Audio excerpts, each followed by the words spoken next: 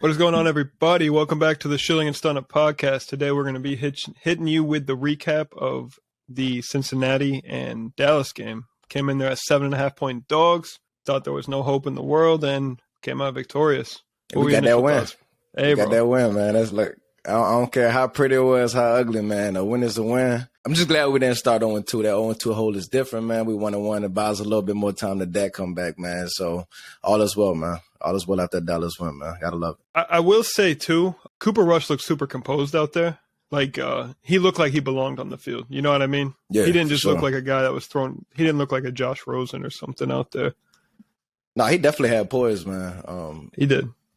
It was a little surprising, but I mean, we've seen him do it before. It was only I believe it was only his second start. The first one was Minnesota last year, man. But I think it's a lot of back and forth about, how Dak looking and how Cooper Rush looked. But I just want to ask you, man, I just want to say context matters, right?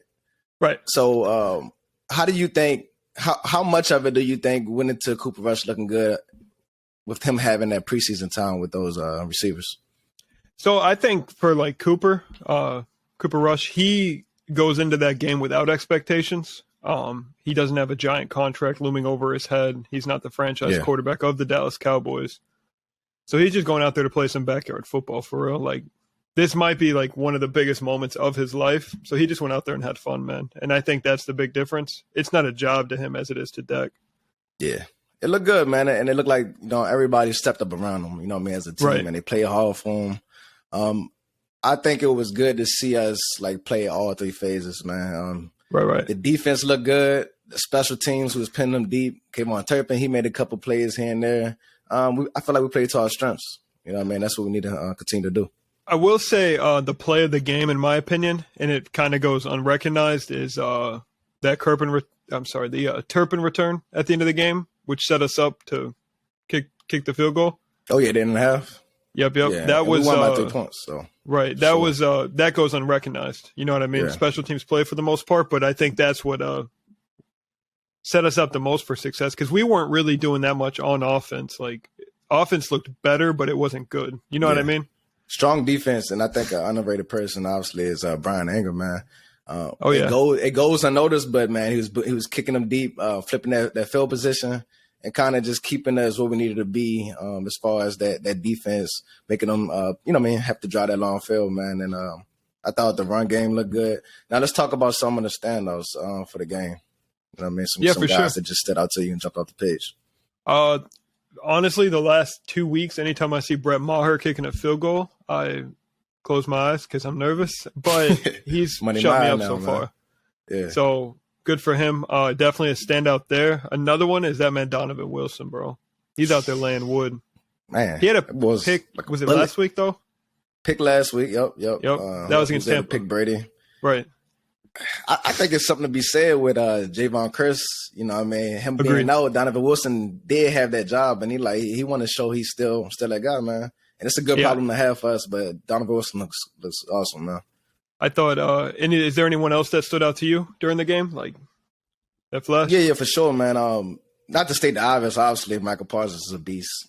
Sometimes I feel like we have to discuss him, but then it's like, bro, it's expected. Dorrance Armstrong.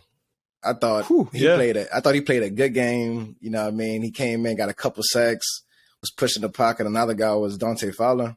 He also he had one of our highest grades. For the whole game. He was balling out. I think it was like tied for Michael Parsons. So, and then not only that, he had that one play which it was a strip sack. I don't know how they didn't give us the ball. Michael Parsons looked like he recovered it to me, but oh well. But yeah, man. So 2 pass rushers. I thought the whole defensive line looked good, man. I'm trying to think about. I wouldn't say the offensive line as a whole, man. I thought Tyler Smith held up really well.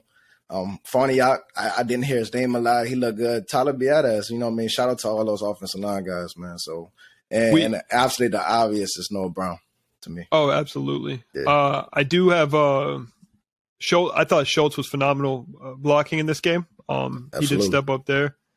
But I think one thing worth pointing out as well is the penalties weren't there on offense like they were last week. Most of our penalties came on the defensive side of the ball. Facts. Facts. So that was a huge improvement. And then shout out to Trayvon Diggs, man, sticking his nick in there and getting that hit to close the game up, man. So that was a heads-up play, man. Yeah. That was phenomenal.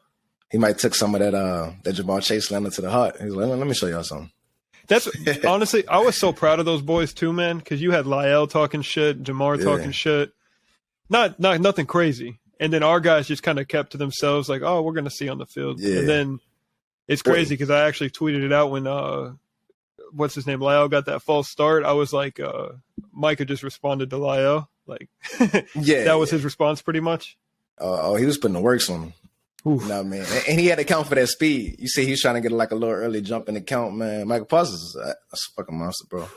I got to go ahead and get my jersey ASAP. I'm telling you something, bro. With Micah, he might be the best player in the league. And I'm not even trying to like be a homer for the Cowboys here. I can't knock that at all. We traded back in the draft and still scooped him. You know how nuts that is, dude? There's 11 teams that are regretting what they did, except for Jacksonville. You tell me you want Zach Wilson and Trey Lance over Micah right now? Yeah. No, not a chance. It's almost bananas. It's a lot of teams in the front half of that draft. Everybody got to kind of question that. But who knew he would be a pass rusher and be one of the best already in his second year? So shout out to Michael, man. Let's talk about like the identity. I know last week we talked about keys to the game. The main thing for me is I said I wanted to establish the run game, right?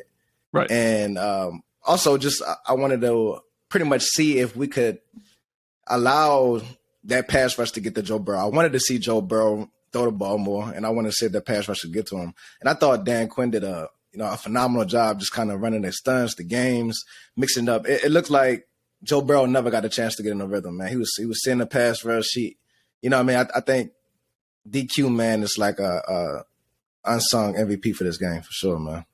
No, I think definitely the Micah and DQ won that game. But I was actually going to ask you, so I'm thinking about this, and I had made a note of it. There's no way that we keep Dan Quinn, bro. Like, and I'm not saying this to be like, he's so phenomenal right now, like what he's doing. Unless he never wants to be a head coach.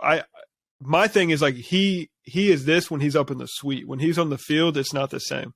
Yeah. So if he's cool staying as a defensive coordinator, and I hope Jerry just cashes him out, we keep him forever. But that's how I feel today. But I don't think there's a way to keep him if he does want to be a head coach, because I don't think Jerry would just elevate him. Yeah. But at the same time, I don't think he's a great coach. I think he's a great defensive coordinator. Yeah. So I think he enjoys being in Dallas, though, man. I hope so. It's funny because I believe it was Tony Romo. He said on air, he's like, "This guy about to be a head cop." Like, bro, don't stop saying that, bro. We gotta keep our guy DQ in here, like by all means, man. They need to keep that energy with Kellen. He need to go be a head coach. So now I think we definitely went in there with a great game plan, man. We kept chasing check. Joe Burrow kept him under 200 yards. Mixon, he didn't do a lot. I mean, I would say they didn't really commit to the run game too much, but I think for the most part we held up well in the run game. So it was good to see a balanced attack this week. It's crazy because it looks like their offense looked like ours did the week before. They abandoned the run, whereas we didn't. We kind of abandoned it. We didn't run the ball too much, but I think the split was 65-35 between Zeke and Tony, and I just feel like our path to success this season, that needs to be closer to 60-40. Yeah. I need a few more touches for Pollard. And we still have yet to see him in the slot like they talked about. So, I mean, it's cool. I think, man, just one of the main things for me this week was just seeing Pollard run the ball, right? Like done with all the reverses behind a line of scrimmage, just seeing him line up and getting off and south, man. And even like the little quick pitch, like give it to him fast, let him go, man. I thought it was good to see him actually run the ball and just not a lot of gadget plays. You know what I mean? I think moving forward, like they should use him as such. Like treat him like for what he is, man. He's a great runner. That 1-2 punch is so phenomenal too, because you hit him with power and then speed. You know what I mean? Like that's just like it's hard to deal with that.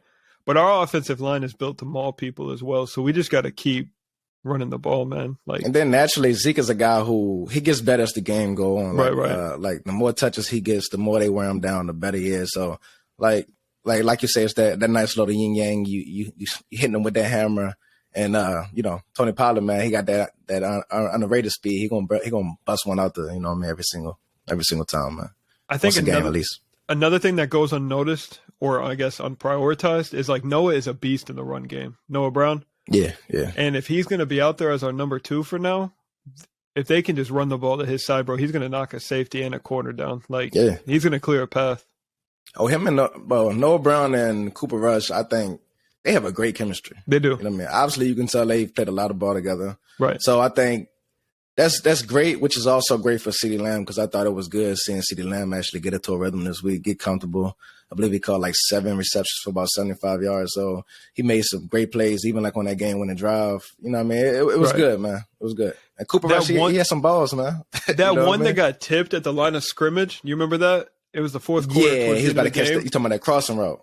And Noah still it would have been over right there. That was nuts. That was a phenomenal play. That was lucky. That's it. Like, so even though the game was close, I felt like we still had a couple opportunities to close that game out. That play right there, and obviously the Schultz play where, you know what I mean, try to get the extra yardage and fumble. But I believe, you know what I mean, but it was good seeing them show that resilience. Right.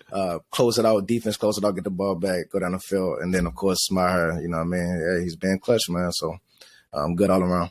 I will say, too, like before we get out of here, I think you could definitely see Mike was more involved, Mike McCarthy. He did have a play sheet in his hand. I don't know that he was calling plays. Have they come out and said? I don't think so.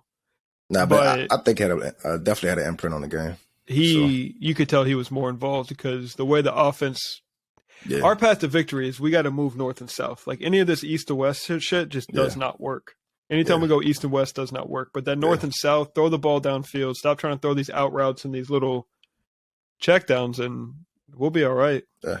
So how comfortable are you with Cooper Rush at this point? Like, just to gauge a little bit, like did he kind of ease a little fears a little bit, or was it still a lot of questions? Or do you think he can bounce enough time that Dak gets back and we'll be all right?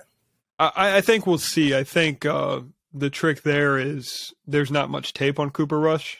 So the more he plays, the more tape that'll be out there. Like his tendencies aren't really on film right now. Yeah.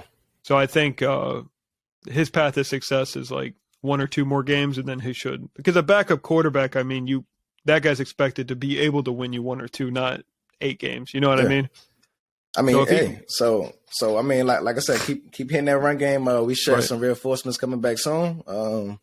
You know what I mean? Even though we do lose the Schultz, that hurt. I think it's going to be out this week. But I think moving forward, man, just the more comfortable he gets, I think I don't want to rush a Dak back. Let's give him some time. But I think Cooper Rush, he'll have us right where we need to be. NFC East ain't looking that deep. Besides the Eagles, they look good. I give them that. But this is the Schilling N Stunna podcast. You got any final words? Yeah, man. Shout out Cowboy Nation, man. We finally in that win section, man. Just continue hitting that like, share, and subscribe, man. We appreciate all y'all. And we'll be back, man. Stay tuned. Peace.